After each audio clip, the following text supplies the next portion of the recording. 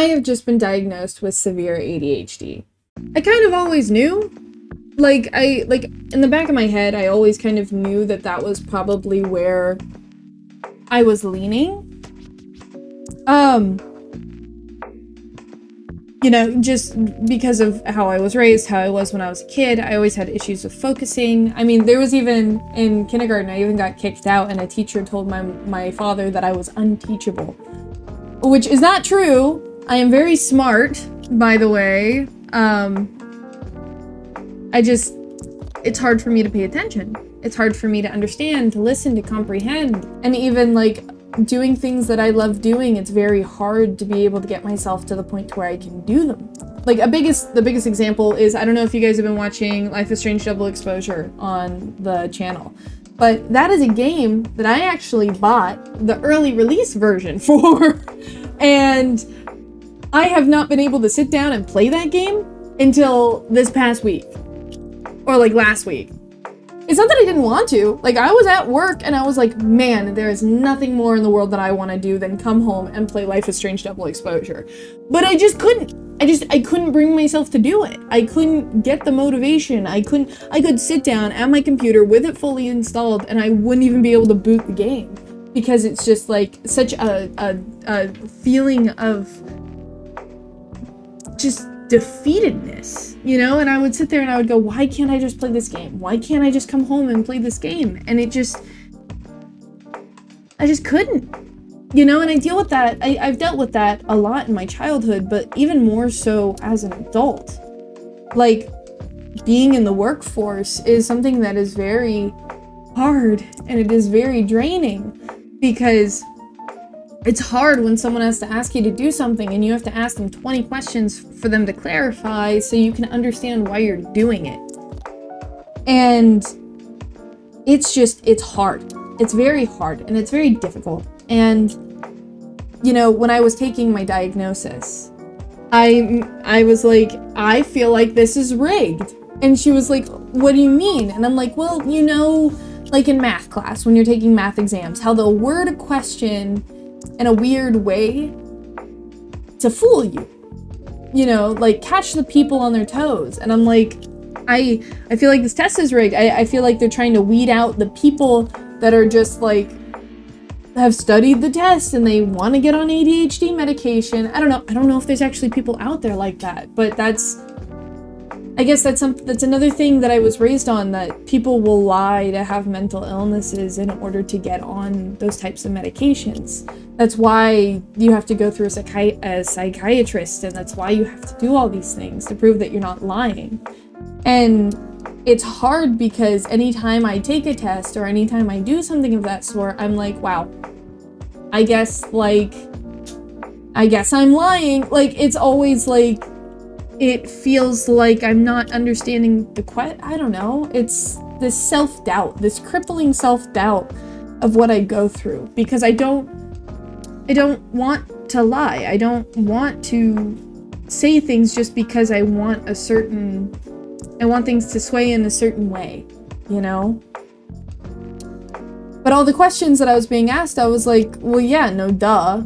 Like, isn't that how everyone feels? And my therapist stopped and she's like, no, actually.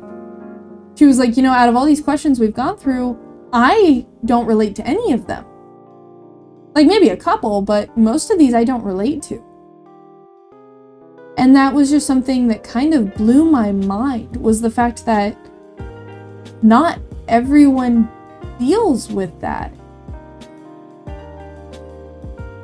And now that I have the diagnosis, it's something that, like, hits even harder home, because it's like, not everyone deals with that struggle.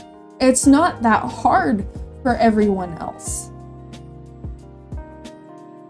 And this doesn't really affect how I am day to day, but it does give me more information, and it does allow me to give myself more grace. And to understand why I was how I was, because I actually have a diagnosis to put to that.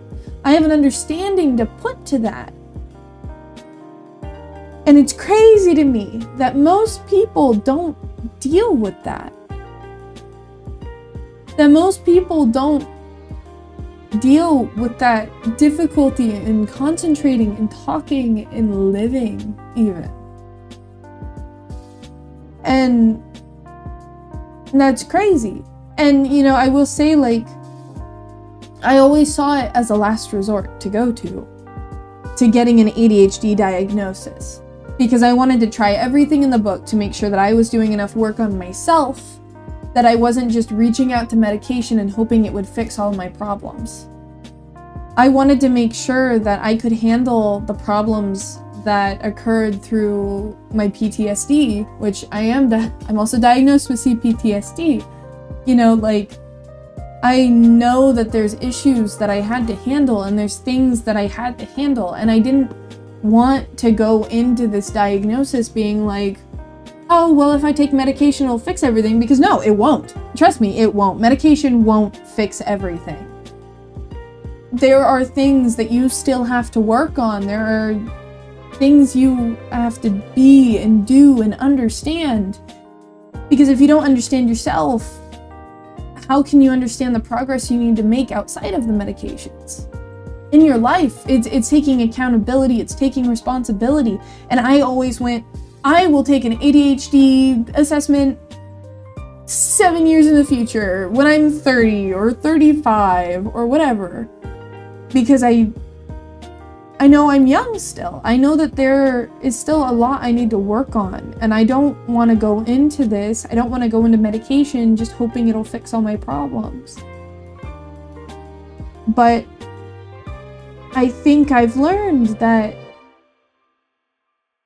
a metaphor I've been using for it is like you're trying to build a house, right? You have all the tools for building the house. You have the coping mechanisms, you have the self-awareness, you have the understanding, you have the comprehension. You have everything to build this beautiful house. And you keep building beautiful houses. And they'll be beautiful, you know, the walls will be sturdy, they'll be made out of CMU, and you'll have a beautiful, like, lining on them, like an interior, a beautiful drywall, you know, all these things. But after a couple weeks after you put it up, the CMU wall will start to separate. Cracks will start appearing. There will be leaks. Windows will start cracking. Like, a lot of things will start to happen. And the reason for that is because your foundation isn't stable. We're trying to build houses on foundations that weren't built correctly. Ziri. Like, we're trying to build houses on uneven foundations, on foundations that were built in marshlands, on beaches, foundations that weren't deep enough, foundations that weren't stabilized enough. We keep trying to build houses on a foundation that can't even support the house we're gonna make. It doesn't matter how much time and effort and work you put into yourself if there is a core issue that hasn't been resolved that is physically stopping you. And that's something that I only learned recently. It doesn't matter how much work I do on myself if my body isn't receptive to the work that I'm doing. And knowing that I have ADHD, something that is a core issue of a lot of my problems, I'm hoping that once I start pursuing treatment for that, the therapies, medication, I'm hoping that that'll start to give me a different view so I can start on the next step.